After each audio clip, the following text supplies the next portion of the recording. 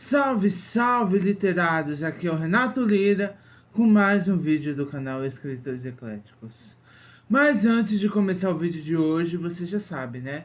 Deixa seu like se ainda não deixou, se inscreva no canal se ainda não é inscrito e ativa o sininho, porque assim toda vez que tiver vídeos novos no canal, o YouTube vai avisar pra você. Mas às vezes o YouTube esquece de te avisar, então sempre corre lá no canal que sempre tem vídeos novos pra você, certo? Lembrando que agora quando você for ativar o sininho, existem três opções: avisar todas as notificações, avisar ocasionalmente ou não avisar nenhuma.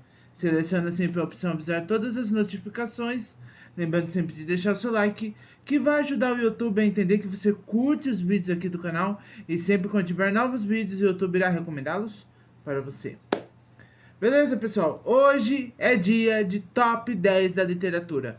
Fazia tempo que eu não trazia esse quadro aqui no canal, não é verdade? E já tinha mais ou menos um tempo que eu já tinha montado esse roteiro. Então, vamos aos top 10 da literatura. E o top 10 de hoje é os 10 livros mais importantes da história. Entretanto, galera, lembre-se, isso não é a minha opinião. Eu peguei de uma pesquisa na internet em que foram classificados os 10 livros mais importantes para a história. Pode ter alguma relevância na mudança da história? Pode sim. Pode não ter uma relevância tão grande na sua vida? Pode não ter. Mas alguns livros podem ser conhecidos? Pode. Você pode não conhecer nenhum?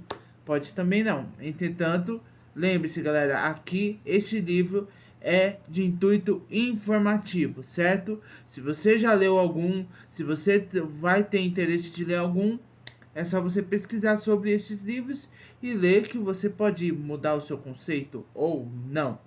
Entretanto, lembre-se, não é a minha opinião, é de acordo com uma pesquisa que eu fiz, os 10 livros mais importantes. Tem muito mais que influenciaram a história, mas esses são os 10 principais. Belezinha? Belezinha? Então vamos lá. Em 10º lugar está o livro O Gênio Egoísta, Richard Dawkins. Nós somos máquinas biológicas, robôs programados para preservar e multiplicar os verdadeiros donos do mundo, moléculas egoístas chamadas genes. Ou seja, um livro de genética, um livro biológico.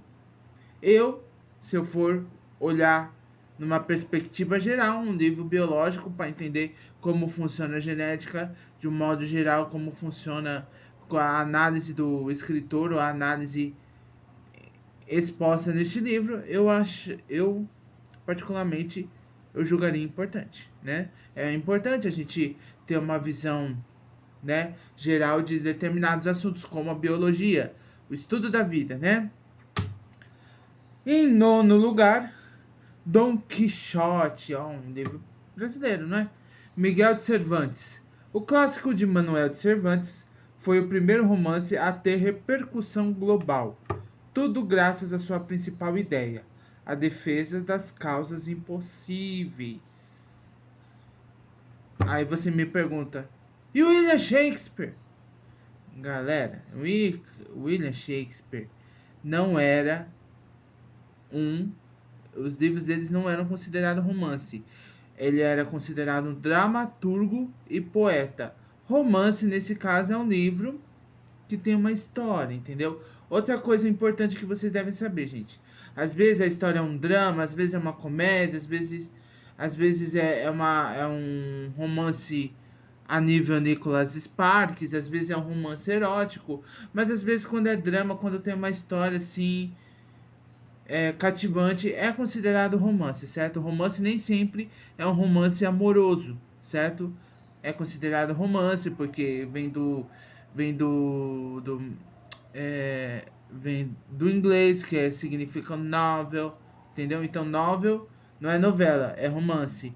Para você ter uma noção, Harry Potter é considerado romance no aspecto geral, certo? Só que é um romance fictício voltado para a ficção científica. Mas no ramo geral da literatura, ele é considerado um romance. Acredite se quiser. E muitos outros livros são considerados romances. Se pá, até os livros do saudoso Stephen King, o mestre do terror, né? Mas vamos lá em 8º lugar. A República de Platão. Vivemos presos numa caverna onde tudo é uma ilusão, mas podemos nos libertar dela e enxergar a verdadeira luz das coisas. Quem não conhece a parábola da caverna, não é? Onde uma família vivia sempre numa caverna e não sabia o que tinha lá fora, e para eles o mundo deles era dentro da caverna, né? E isso gerou. E isso foi o pensamento de Platão, um dos grandes nomes da filosofia. Então, para você ver, né? Graças a. Gente, muita gente critica a filosofia por muitos filósofos serem ateus, não terem uma crença, não levarem muito ao pé da letra o que eles estudam, o que eles falam. Mas, gente, a gente tem que tirar o chapéu, porque a filosofia ela foi a porta de entrada para outras matérias, entendeu? Teve da filosofia surgiu a ciência, surgiu a matemática e surgiu outros modos de pensar que são relevantes até hoje para a sociedade. Então a gente tem que dar um crédito à filosofia, porque a filosofia fez as pessoas pensarem e esse modo de pensar levou à sociedade que nós temos hoje. Eu não me lembro agora qual o nome do filósofo, mas foi um filósofo que criou os três poderes que até regem o nosso país: o poder executivo, o poder legislativo e o poder judiciário. Os três poderes que regem não só o nosso país, mas a maioria dos países republicanos do mundo, foi um filósofo que criou. Certo? Eu não lembro agora o nome, galera. Eu sou muito ligado a nomes, assim, porque eu não estudo filosofia. Mas eu sei que foi um filósofo que criou isso, entendeu? Então, pra você ver, é uma coisa que o nosso país seria, de certa forma, olhando do âmbito administrativo, seria organizado do jeito que é hoje? Não estou colocando as pessoas, tá? Porque pessoas, mas assim, a forma de organização, se funcionasse de uma maneira natural, sem corrupção, sem nada, funcionaria muito bem, porque em outros países funciona. Apesar que tem gente que defende a monarquia, mas eu acho que até na monarquia tem esses três poderes no parlamento. Entendeu? Então, a república já dizia aí, né? Se pá, se pá foi Platão até que criou esses três poderes. Mas agora vamos a outra pessoa também bem relevante na história. Se você nunca ouviu falar, você vai ouvir falar e é importante. Em sétimo lugar, os fins justificam os meios. Maquiavel. O caminho mais eficaz, ainda que nem sempre ético, para conquistar e manter o poder numa Europa fragmentada e violenta. Galera, a guerra. Todos os grandes líderes da guerra, tipo Adolf Hitler, é, Fidel Castro, comunistas, né? Não vou entrar nesse âmbito da política, mas as guerras, os grandes ditadores, eles, na visão deles, os fins justificam os meios. Não porque a gente está fazendo isso, a gente está fazendo o povo sofrer, o povo está gerando violência, está matando quem se rebela, porque para ter uma sociedade pacífica, tudo, entendeu? Então aqueles que se opõem à sua vontade, simplesmente a gente mata, entendeu? É simples assim. Então, né? Você vê pelo Oriente Médio, quando a mulher é acusada de adultério. Depois você pesquisa como as mulheres são julgadas. As acusadas, quando tem julgamento de uma acusação de adultério, tá? Você vai ver. Pesquisa aí como são os direitos das mulheres em países regidos por homens, o machismo, né? Tudo.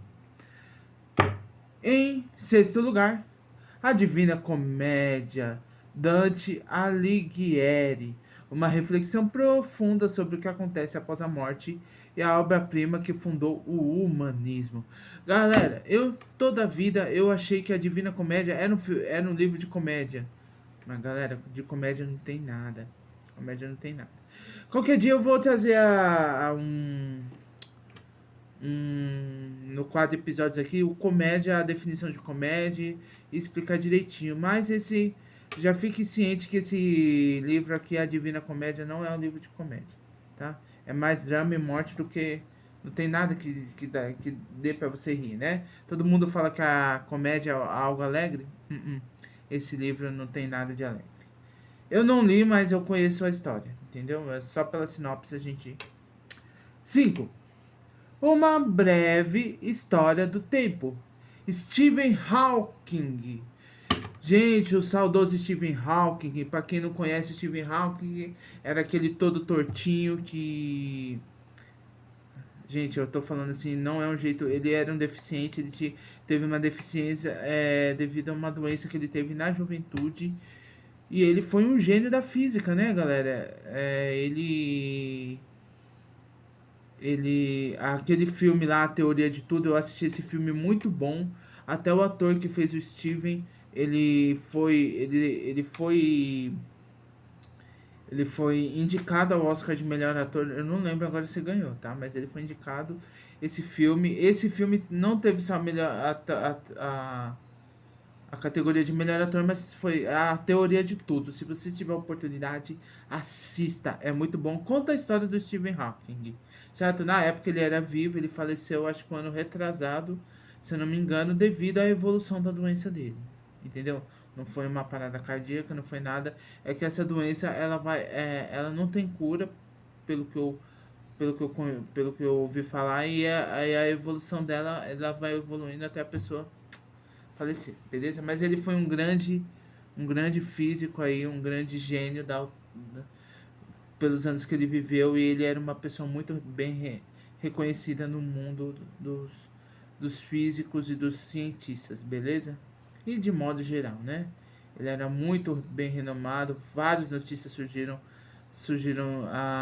várias teorias foram criadas, né? O livro dele, A Teoria de Tudo, ele ficou famoso principalmente por conta deste livro, e é um cara assim genial. Ele não era cristão, ele era ateu, mas ele era um ateu, o pessoal elogiava ele pelo ateísmo dele. Por quê, gente? Muitos ateus criticam os cristãos, fala que é ateu, mas é aquele negócio de atacar os cristãos. Não, ele era um ateu, ele não acreditava, mas também ele não criticava, ele não se opunha, entendeu? Ele até por uma forma de respeito, o Papa, na época o João Paulo II foi abençoar ele em forma de respeito, ele aceitou a bênção do Papa, entendeu? Mas assim, gente, crença é crença. Você acredita? Acredita. Não acredita? Não. Entendeu? Eu acho assim, aquilo que eu sempre falo, educação e respeito andam lado a lado, certo? Você acreditar é uma... Você acreditar ou não é um direito seu.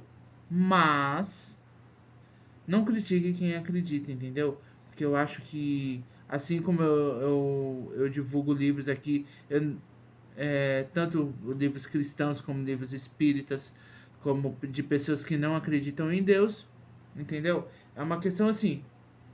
Aqui é literatura geral, é escritores ecléticos, então não precisa, né? Ficar tão bitolado assim, né? Mas, então, ó, em quinto lugar, Uma Breve História do Tempo, Stephen King. A obra-prima do físico britânico não é sobre a física ou ciência. Trata da história das descobertas humanas sobre o universo. Aí, ó. Esse cara né? Ó, em quarto lugar, Assim Falou Zaratustra. Friedrich Nietzsche. O pensador alemão criou a figura do além do homem e, não satisfeito, dinamitou os valores morais e institucionais de sua época. Aí um filme alemão. Também algo da forma dele de pensar. Se você parar para pensar, são formas assim de pensamentos diferentes, né? Não vou falar inusitado, mas porque pensamento, né? Cada um tem a sua forma de pensar aí, certo? Agora não lembro se esse aqui é socialista ou filósofo. Sociólogo ou filósofo, tá? Em terceiro lugar, tá? Discurso sobre o método de René Descartes. Você já deve conhecer o postulado central da obra de Descartes. Mas o que afinal ele quis dizer com isso? Penso, logo existo. O que ele quis dizer? Que somos seres racionais, mas e o leão? E os animais que não são racionais, eles não existem? Se você quiser saber um pouco mais, esse livro é um bom interessante. Pra você ver, né? São coisas que a gente às vezes sabe que existe, conhece, mas nunca parou pra pensar, nunca parou pra ler, entendeu? E você às vezes não sabia, mas existe livros sobre isso, certo? Em segundo lugar, metafísica, Aristóteles. Ele foi na direção oposta à de Platão e trouxe a filosofia para o plano concreto. E aí fez algo ainda mais ousado. Criou uma coisa chamada lógica. Galera, todo mundo que é da área de exatas precisa ser bom em lógica, certo? Lógica é o quê? Algo que tem um sentido, que tem uma direção, que tem um sentido mesmo, né? Às vezes você fala uma coisa abstrata, algo que não tem sentido, algo que não tem direção, uma arte abstrata, mas no mundo das exatas a lógica precisa ter, é essencial, certo? Por que que 0 e 0 dá 0? Por que que 0 e 1 às vezes dá 1? Por que que 1 e 1, 1 mais 1 dá 1? 1 mais 1 dá 0? Por quê? Por quê? Precisa ter uma lógica, precisa ter uma lógica para entender isso. E Aristóteles nos trouxe a lógica, beleza? Primeiríssimo lugar, Odisseia de Homero. A aventura escrita por Homero no século 8 a.C. narra a história de um herói que passa 20 anos tentando voltar para casa. Quem não conhece essa história da Odisseia? Quem nunca ouviu falar da Odisseia? Então, é um livro, né? Não é um náufrago, é a Odisseia. E você, esse livro é um dos livros, segundo a pesquisa que eu fiz, o livro mais importante da história. Porque, gente, esses livros não são só livros que, do acaso. São livros que regem o mundo que tem hoje. E são livros que, se você ler, vai fazer você refletir. Vai fazer você pensar, certo? E é muito bom você ter conhecimento sobre isso. Eu vou deixar esses livros aqui, tá? Eu vou deixar essa listinha aqui fixada nos primeiros comentários, beleza? Para você, se você tiver interesse, buscar pelos nomes dos autores, certo? Os filósofos. Só que, gente, é aquele negócio, não fique muito habitolado, tá? Leia de uma forma de conhecimento, né? Vamos ser coerentes naquilo, vamos ser pacíficos, beleza? Então, esses são os 10 livros mais importantes da história, segundo a pesquisa que eu fiz, beleza? Isso não é a minha opinião, é de acordo com a pesquisa que eu fiz, beleza? Pessoal, esse foi o vídeo de hoje, espero que vocês tenham curtido. Se você curtiu, já vai deixando seu like. Se ainda não é inscrito, se inscreva no canal, ative o sininho e compartilhe esse vídeo com todos os seus amigos. Eu sou o Renato Lira e esse foi mais um vídeo do canal Escritores Ecléticos. Até a próxima, galera. Fui!